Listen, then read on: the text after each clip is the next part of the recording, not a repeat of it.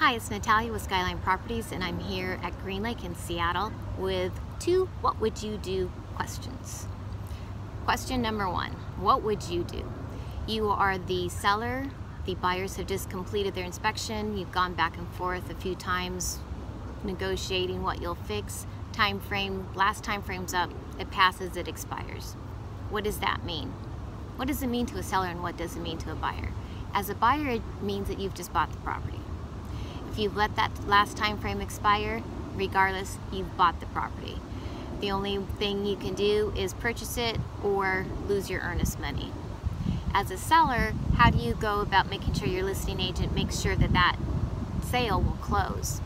That's a true scenario. It did happen. The buyer in this scenario was a part-time real estate agent who obviously didn't understand what the contracts were that she signed.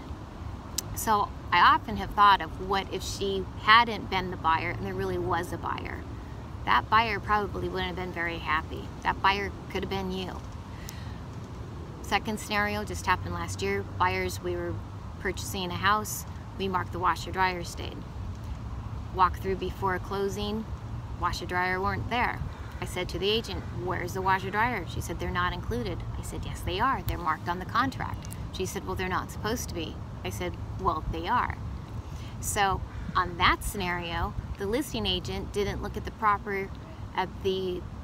purchase sale agreement, the contract, close enough to see that those boxes were checked. If they had been checked, which they were, she should have just scribbled it out.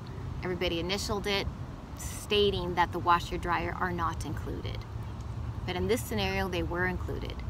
So I had to negotiate very hard to get a cash amount for my buyers so they could then be able to purchase a washer dryer. So those are two different scenarios. What would you do moments? What would your agent do? Which is the better question. As a buyer or a seller, it is so important that you know who that agent is who is representing you. There's a lot online that you don't realize that when you sign that agreement, which is a contract, that you are obligating yourself to. What does it mean? You want an agent who is going to represent you and who knows what those contracts say. If you want an agent like that, then call me. I'll be happy to work with you as a seller or a buyer.